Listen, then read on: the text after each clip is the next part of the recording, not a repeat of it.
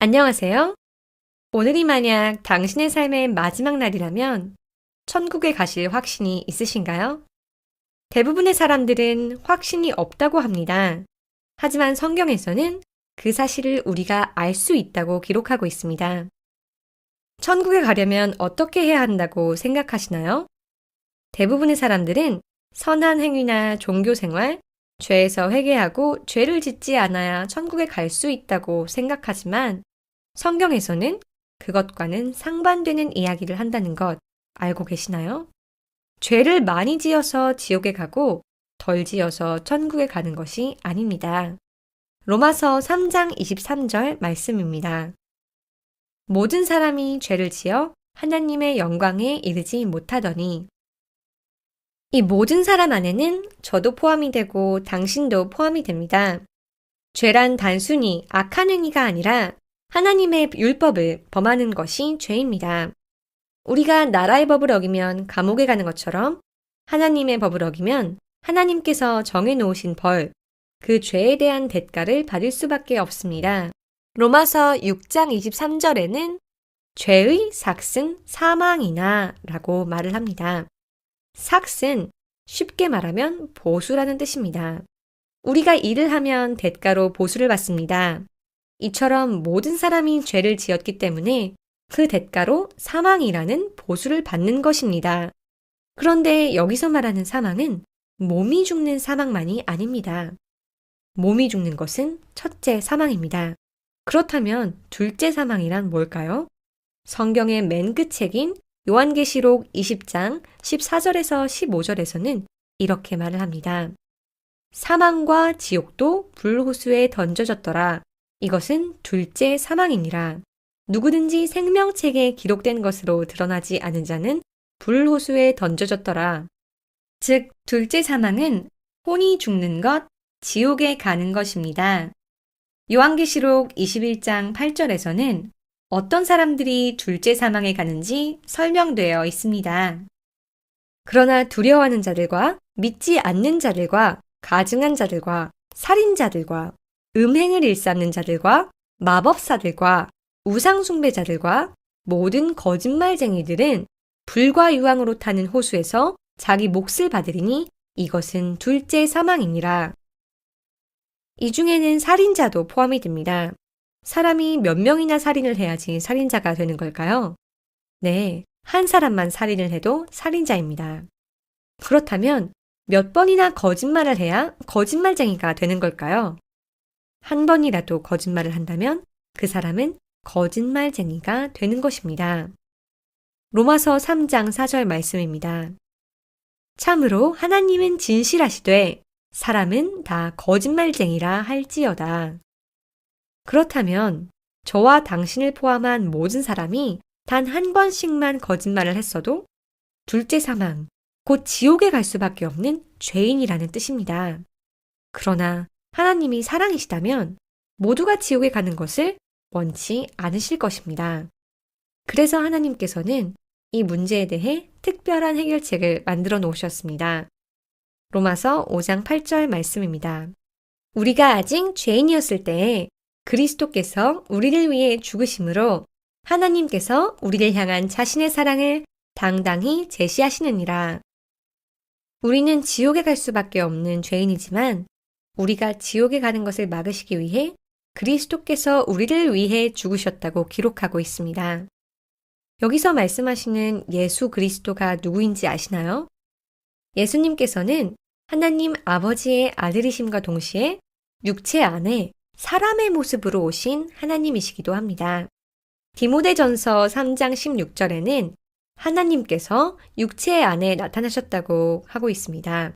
또 요한복음 1장 1절에서 3절과 14절 말씀도 이와 같이 예수님의 신성에 대해 기록하고 있습니다.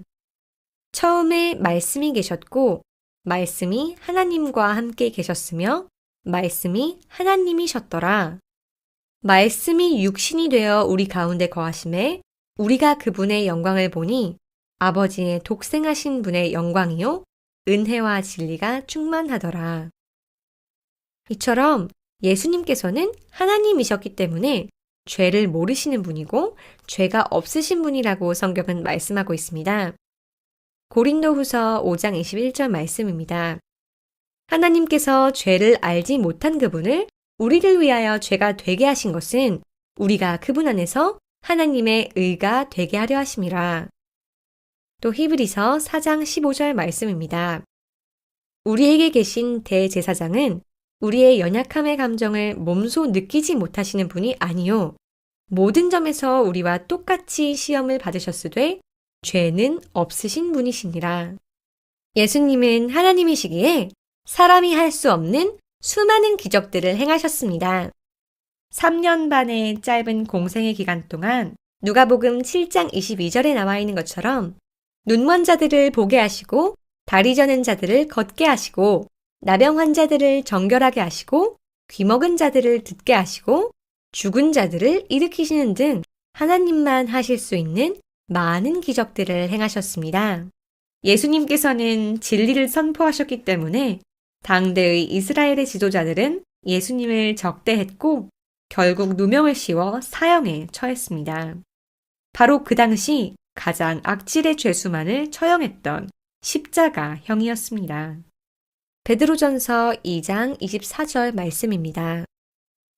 친히 나무에 달려 자신의 몸으로 우리의 죄들을 지셨으니 이것은 죄들에 대하여 죽은 우리가 살아서 의에 이르게 하려 하심이라. 그분께서 채찍에 맞음으로 너희가 고침을 받았나니. 이처럼 예수님께서는 죄 없는 자신의 몸으로 돌아가신 것이 아니라 사실은 우리의 죄들, 우리가 과거에 지었던 모든 죄들과 현재 짓고 있는 모든 죄들, 또 미래에 지을 모든 죄들을 다 지시고 돌아가셨습니다. 돌아가신 다음에는 그분의 몸은 밤낮으로 사흘 동안 무덤에 있었습니다. 그렇다면 그분의 혼은 어디로 가셨을까요? 저희의 죄의 삭은 몸이 죽는 첫째 사망뿐만 아니라 혼이 죽는 둘째 사망입니다. 만약 예수님께서 우리의 죄의 삭을 대신하셨다면 십자가의 육체적 죽음뿐만 아니라 지옥에서의 둘째 사망까지 대신하셔야만 하는 것입니다. 예수님께서도 자신의 죽음에 대해 그의 혼이 땅의 심장부, 즉 지옥에 사흘 동안 있게 되리라는 것을 예언하셨습니다. 마태복음 12장 40절 말씀입니다. 요나가 밤낮으로 사흘 동안 고래 뱃속에 있었던 것 같이 사람의 아들도 밤낮으로 사흘 동안 땅의 심장부에 있으리라. 또 사도 베드로도 예수님께서 부활하실 때 그의 혼이 지옥을 떠났다고 기록하고 있습니다. 사도행전 2장 31절 말씀입니다. 또 이것을 미리 보았으므로 그리스도의 부활에 대하여 말하기를 그의 혼이 지옥에 남겨지지 아니하였고 그의 육체도 썩음을 보지 아니하였느니라 하였느니라. 그렇다면 사흘이 지난 후에는 무슨 일이 벌어졌을까요? 고린도전서 15장 3절 말씀입니다. 그것은 곧 성경 기록대로 그리스도께서 우리의 죄들로 인하여 죽으시고 묻히셨다가 성경 기록대로 셋째 날에 다시 살아나시고 이 구절처럼 예수님께서 만약 셋째 날에 다시 살아나시지 않았다면 아직도 지옥에서 저희의 죄의 삭을 지불하고 계신다는 뜻이 됩니다. 즉 이것은 우리가 아직 하나님께 갚을 빚이 남아있다는 것을 뜻합니다. 그러나 부활하셨다는 것은 죄의 삭의 지불을 다 끝내셨다는 것을 의미합니다. 그렇다면 전 인류의 삭을 지불하셨을까요? 아니면 특정한 사람들만을 위해 지불하셨을까요? 네, 그것은 모든 사람을 위한 것이었습니다. 그러나 모든 사람이 천국에 갈까요? 그건 아닙니다. 그렇다면 무슨 차이로 어떤 사람은 천국에 가고 어떤 사람은 지옥에 가는 걸까요? 성경은 단 하나의 차이가 있다고 합니다. 요한복음 3장 36절 말씀입니다. 아들을 믿는 자에게는 영존하는 생명이 있고 아들을 믿지 않는 자는 생명을 보지 못하며 도리어 하나님의 진노가 그 위에 머물러 있느니라. 요한복음 3장 18절 말씀입니다. 그를 믿는 자는 정죄를 받지 아니하거니와 믿지 않는 자는 하나님의 독생자의 이름을 믿지 아니하였으므로 이미 정죄를 받았느니라. 천국 가는 사람과 지옥 가는 사람. 그 둘을 갈라놓는 단 하나의 차이점은 믿는 자와 믿지 않는 자인 것입니다. 성경에서 말하는 이 믿음은 지식으로 아는 것과는 다릅니다. 믿는다는 것은 그 믿는 대상을 100% 신뢰하는 것입니다. 우리가 종교생활 또는 선한 행위를 신뢰하여 그것들을 행함으로 천국에 간다고 생각한다면 우리는 우리 자신을 신뢰하는 것이겠지요. 그러나 예수님을 믿는다는 것은 우리의 행위나 선함을 의지해서가 아닌 십자가에 못 박혀 죽으시고 묻히셨다가 다시 사셔서 우리 죄를 제거하신 그분을 신뢰하는 것입니다. 그 어떤 행위도 필요하지 않기 때문에 에베소서 2장 8절에서 9절에는 이렇게 말씀하고 있습니다. 너희가 믿음을 통해 은혜로 구원을 받았나니 그것은 너희 자신에게서 난 것이 아니요 하나님의 선물이니라. 행위에서 난 것이 아니니 이것은 아무도 자랑하지 못하게 하려 함이라. 또 로마서 6장 23절도 다음과 같이 기록합니다. 죄의 삭은 사망이나 하나님의 선물은 예수 그리스도 우리 주를 통해 얻는 영원한 생명이니라. 어떤 사람이 당신께 만약 5만 원짜리 성경책을 선물로 드리면서 5천 원만 주세요 한다고 하면 그것이 헐값이라고 해도 선물이 아닙니다. 만약 그가 그 성경책을 드리면서 대가로 심부름을 부탁한다고 해도 그것은 당신이 그 심부름을 한 대가, 삭을 받는 것이기에 선물이 될 수 없습니다. 그렇다면 만약에 그 사람이 이 성경책은 영원히 당신의 소유인 것을 약속하며 드린다고 가정합시다. 몇 년 후에 성경책에 먼지가 뽀얗게 쌓여 있다고 해서 그 사람이 실망하여 다시 가져간다면 어떻게 될까요? 그분이 무슨 이유로든지 드린 것을 다시 가져간다면 그 성경책은 그 사람이 처음에 약속했던 대로 영원히 당신의 것이 아니었으니 그 사람은 거짓말쟁이가 되는 것입니다. 성경에는 하나님께서 하실 수 없는 것이 하나 있다고 합니다.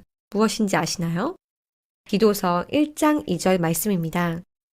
영원한 생명의 소망 안에서 사도가 되었는데 이 생명은 거짓말 하실 수 없는 하나님께서 세상이 시작되기 전에 약속하셨으나 이 구절처럼 하나님은 거짓말 하실 수 없고 약속하신 것은 꼭 지키시는 분입니다. 예수님께서는 여러 번 영원한 생명을 받은 자들은 지옥에 가지 아니한다는 것을 그분의 말씀을 통하여 약속하여 주셨습니다. 요한복음 5장 24절 말씀입니다. 진실로 진실로 내가 너희에게 이르노니 내 말을 듣고 또 나를 보내신 분을 믿는 자에게는 영존하는 생명이 있고 또 그는 정죄에 이르지 아니하리니 사망에서 생명으로 옮겨졌느니라. 이 구절에서는 사람이 예수님을 믿는 그 순간 그 사람에게 영원한 생명이 이미 있음을 그리고 미래에 지옥에 가지 않을 것임을 그리고 이미 사망에서 생명으로 옮겨진 존재임을 그 사람이 구원받았음을 이 세 시제를 통하여 이야기하고 있습니다. 요한복음 10장 28절 말씀입니다. 내가 그들에게 영원한 생명을 주노니 그들이 결코 멸망하지 않을 것이요 또 아무도 내 손에서 그들을 빼앗지 못하리라. 여기서 아무도는 우리 자신 또한 포함합니다. 우리가 구원받은 후 짓는 죄들은 이미 예수님께서 지불을 마치셨기 때문에 우리를 예수님의 손에서 벗어나게 하지 못합니다. 왜냐하면 믿는 그 순간 우리는 하나님의 자녀로 다시 태어났기 때문입니다. 요한복음 1장 12절 말씀입니다. 그분을 받아들인 자들, 곧 그분의 이름을 믿는 자들에게는 다 하나님의 아들이 되는 권능을 그분께서 주셨으니 이 구절에서도 마찬가지로 선한 행위나 종교 생활을 잘한 사람에게 하나님의 자녀가 되는 권능을 주신다고 말씀하지 않습니다. 예수님을 받아들이고 신뢰하는 그 순간 하나님의 자녀로 다시 태어나는 것입니다. 그런데 한번 생각해 보세요. 태어난 그 어떤 어린아이도 완벽하지 않습니다. 수많은 실수와 잘못을 하면서 성장하지만 정상적인 부모라면 그 자녀가 잘못한다고 해서 그 자녀를 죽이는 부모는 없습니다. 다만 자녀가 올바른 사람으로 성장할 수 있게 때에 맞는 징계와 훈계를 합니다. 마찬가지로 우리도 다시 태어났다고 해서 그 순간으로 완벽한 기독교인이 될 수 없습니다. 어린아이가 자라나는 것처럼 실수와 잘못을 하면서 배워나가는 것입니다. 부모와 자식의 관계처럼 구원받은 자가 죄를 짓는다고 해서 그 아버지이신 하나님이 그 자녀를 지옥에 보내지 않습니다. 그러나 자녀가 올바른 길로 가기를 원하시는 하나님의 훈계와 벌은 이 땅에서는 받게 되는 것입니다. 히브리서 12장 7절에서 9절 말씀입니다. 주께서 사랑하는 자를 친히 징계하시고 자신이 받아들이는 아들마다 채찍질하시느니라 하셨느니라. 너희가 징계를 견디어내면 하나님께서 아들을 대우하듯 너희를 대우하시나니 아버지가 징계하지 않는 자가 무슨 아들이냐? 모든 사람이 징계를 받으므로 너희에게 징계가 없으면 너희가 사생하여 아들이 아니니라. 그렇다면 오늘 예수 그리스도를 믿고 하나님의 자녀가 되고 영생을 받았는데 몇십 년 후 살인과 같은 큰 죄를 저지른다면 천국에 갈 수 있을까요? 정답은 살인하지 않는다고 천국에 가는 것이 아니라 예수님을 신뢰하여 영원한 생명을 받은 그 믿음으로 가는 것이기 때문에 천국에 갈 수 있습니다. 살인을 포함한 어떠한 미래의 죄라도 예수님께서 이미 십자가에 못 박혀 죽으셨을 때, 그리고 사흘 동안 밤낮으로 땅의 중심부에 있으셨을 때 제거하여 주셨기 때문에 그 구원은 취소될 수 없습니다. 그러나 하나님의 자녀로서 그런 큰 죄를 짓는다면 하나님 아버지의 혹독한 징계는 이 땅에서 피할 수 없을 것입니다. 또 하나, 수많은 사람들이 구원받은 후에 자살한다면 회개할 시간이 없기 때문에 구원이 취소되어 지옥에 떨어진다고 생각합니다. 그렇지만 성경에서는 자살하면 지옥에 간다고 말하는 구절이 단 한 구절도 없습니다. 자살 또한 살인의 한 종류로 예수님께서 이미 제거하신 모든 죄의 일부분입니다. 이미 구원받은 사람이 죄를 한 번씩 저지를 때마다 용서해달라고 구원해달라고 말을 해야 할까요? 그것은 마치 자녀가 부모에게 잘못을 저지를 때마다 용서해달라며 저를 죽이지 않고 다시 낳아주세요 하는 것과 같습니다. 만약 당신이 부모님께 잘못을 저질렀는데 평생 사과를 하지 않는다고 해서 부모님께서 당신을 죽이거나 당신은 더 이상 자녀가 아니야 라고 하시지 않는 것처럼 평생 회개를 하지 못하더라도 한 번 하나님의 자녀가 되었으면 그 사람은 영원한 하나님의 자녀입니다.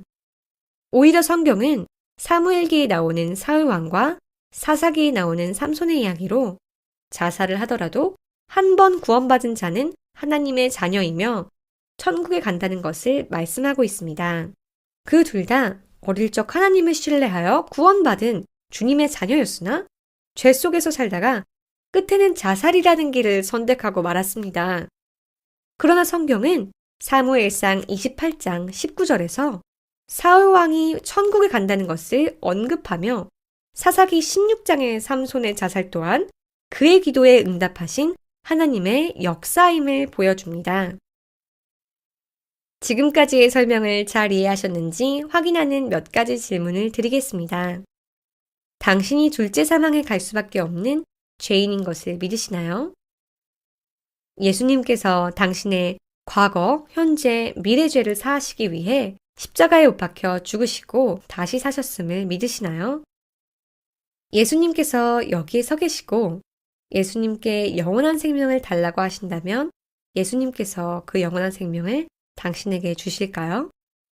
당신이 그분이 행하신 일을 구원의 유일한 길로 믿고 의지한다면 주실 것입니다. 그렇다면 그 영원한 생명을 몇 번이나 달라고 해야 할까요? 아기가 매일매일 태어날 필요가 없듯이 단 한 번만 요청하여도 예수님께서 당신의 믿음을 보고 하나님의 자녀로 다시 태어나게 하십니다. 위 질문에 네라고 대답하셨다면 이제 당신은 복음을 이해했고 받을 준비가 되셨습니다. 성경은 그런 당신께 마지막으로 이렇게 말씀하고 있습니다. 로마서 10장 9절에서 10절 그리고 13절 말씀입니다.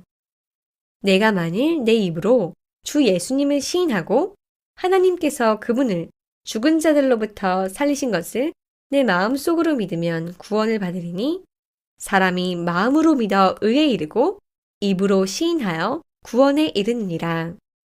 누구든지 주의 이름을 부르는 자는 구원을 받으리라.